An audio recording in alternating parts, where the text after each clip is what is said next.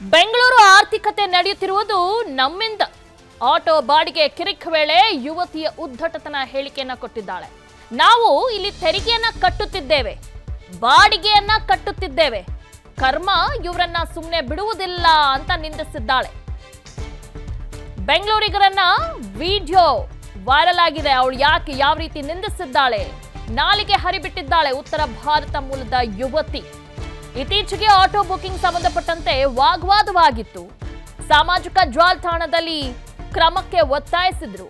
ಹೊರ ರಾಜ್ಯದ ಯುವತಿಯ ಮನವಿಯನ್ನ ಪರಿಗಣಿಸಿ ಕ್ರಮವನ್ನ ಕೈಗೊಳ್ಳಲಾಗಿತ್ತು. ಇದನ್ನ ಖಂಡಿಸುವ ಭರದಲ್ಲಿ ನಾಲಿಗೆ ಹರಿಬಿಟ್ಟಿದ್ದಾಳೆ ಉತ್ತರ ಭಾರತದ ಯುವತಿ. ಆಟೋ ಬುಕಿಂಗ್ ಸಂಬಂಧಪಟ್ಟಂತೆ ಇತ್ತೀಚೆಗೆ ಗಲಾಟೆ ಕೂಡ ಆಗಿತ್ತು.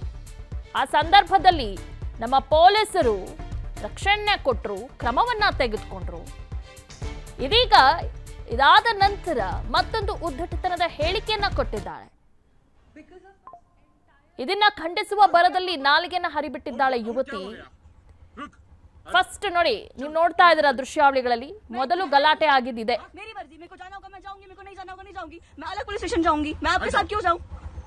आपका फोन नंबर है, आपका गाड़ी नंबर है, हम कंप्लेन कर देंगे। गलती से कैसा होता है गलती? आप चिल्ला क्यों रहे हो? नहीं, गलती कैसे होता है बोलो। आप चिल्ला क्यों रहे हो? हाँ, तेरे बाप देते हैं क्या गैस? यहीं पे था भैया, 1 मिनट दूर ही था आपका ऑटो। आप चिल्लाइए मत और गाली मत दीजिए, ठीक है? ये फालतू और क्या चीजें मत करती बोलिए है? मुझे। और क्या करती है? मैं पुलिस के पास जाऊंगी। हाँ, आ जाओ, चल पुलिस के पास चल।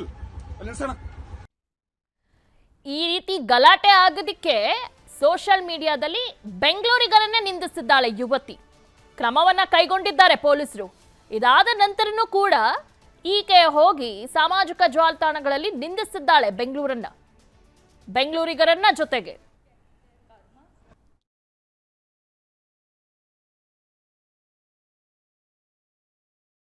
People out here have no decency, no respect for other people or their money. They just want to harass people, extort people, and behave as if we have done something very wrong because we are living in Bangalore. All the progress that this city has is because of the people who are coming here and working, who are paying taxes, who are paying rents to these, who are buying food, who is buying vegetables. Because of us, entire economy in Bangalore is running, and this is how these dickheads behave. I really hope they get their karma so that they know that this is not how they're supposed to behave with people. I really hope. People out here have no decency, no respect for other people or their money. They just want to harass people, extort people, and behave as if we have done something very wrong because we are living in Bangalore.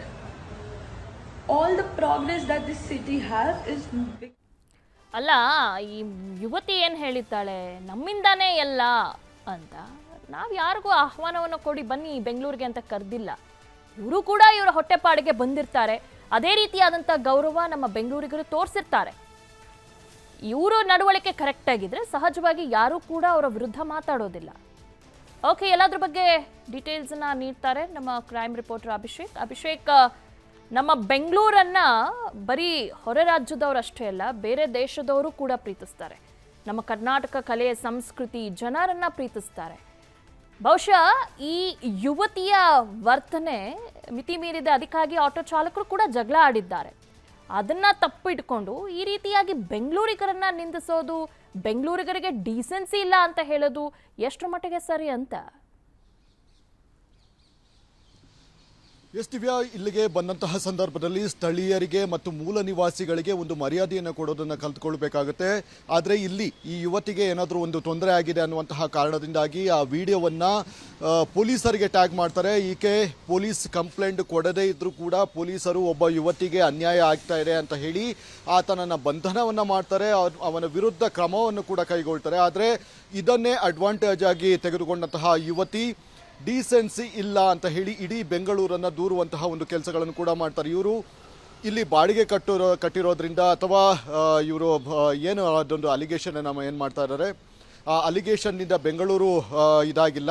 Bengaluru ಯಾವತ್ತಿದ್ರೂ ಕೂಡ ಇಲ್ಲಿದ್ದಂತಹ ಸ್ಥಳೀಯ ನಿವಾಸಿಗಳು ಮೂಲ ನಿವಾಸಿಗಳಿಂದಲೇ ಕಟ್ಟಲ್ಪಟ್ಟಿರುವಂಥದ್ದು. ಹೀಗಾಗಿ ಈ ರೀತಿಯಾಗಿ ಹೊರಗಡೆಯಿಂದ ಬಂದಂತಹ ಯುವತಿಯರಾಗಿರಬಹುದು, ಯುವಕರಾಗಿರಬಹುದು, ಎಲ್ಲರೂ ಕೂಡ ಇಲ್ಲಿನ ಸ್ಥಳೀಯರ ಜನರ ಜೊತೆ ಒಂದು ಚೆನ್ನಾಗಿರಬೇಕು. ಅಂದರೆ ಅವರ ಜೊತೆನೂ ಕೂಡ ಗೌರವವನ್ನು ಕೊಡಬೇಕಾಗುತ್ತೆ.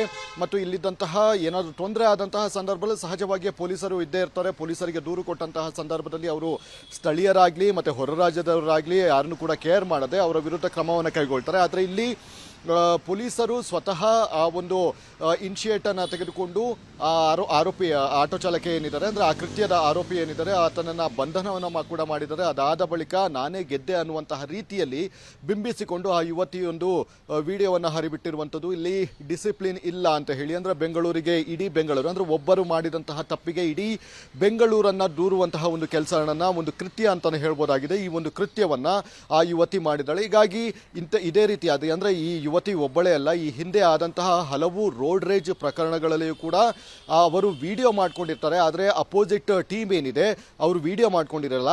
ಆ ವಿಡಿಯೋದಲ್ಲಿ ಅವರ ತಪ್ಪು ಮಾತ್ರ ಕಾಣಿಸುತ್ತೆ, ಇನ್ನು ಇವರ ತಪ್ಪುಗಳು ಯಾವುದೇ ರೀತಿಯಾದಂತಹ ಕಾಣಿಸಿರೋದಿಲ್ಲ. ಹೀಗಾಗಿ ಇಂತಹ ಒಂದು ರೋಡ್ ರೇಜ್ ಪ್ರಕರಣ ಆಗಿರಬಹುದು, ಈ ರೀತಿಯಾದಂತಹ ಒಂದು ಕೃತ್ಯಗಳು ನಗರದಲ್ಲಿ ಇನ್ನೂ ಕೂಡ ಮುಂದುವರೆದಿದೆ. ದಿವ್ಯಾ, ಅನುಕ್ಷಣದ ಸುದ್ದಿಗಳಿಗಾಗಿ ವಿಸ್ತಾರ ನ್ಯೂಸ್ ಯೂಟ್ಯೂಬ್ ಚಾನೆಲ್ ಸಬ್ಸ್ಕ್ರೈಬ್ ಮಾಡಿ. ಹೊಸ ಸುದ್ದಿಗಳ ನೋಟಿಫಿಕೇಶನ್ಗಾಗಿ ಬೆಲ್ ಐಕಾನ್ ಕ್ಲಿಕ್ ಮಾಡಿ. ಲೇಟೆಸ್ಟ್ ಅಪ್ಡೇಟ್ಸ್ಗಾಗಿ www.vistaranews.com ವೆಬ್ಸೈಟ್ಗೆ ವಿಸಿಟ್ ಮಾಡಿ. ಅಂಗೈಯಲ್ಲೇ ಜಗತ್ತಿನ ಸುದ್ದಿ ತಿಳಿಯಲು ವಿಸ್ತಾರ ನ್ಯೂಸ್ ಕನ್ನಡ ಆಪ್ ಡೌನ್ಲೋಡ್ ಮಾಡಿ.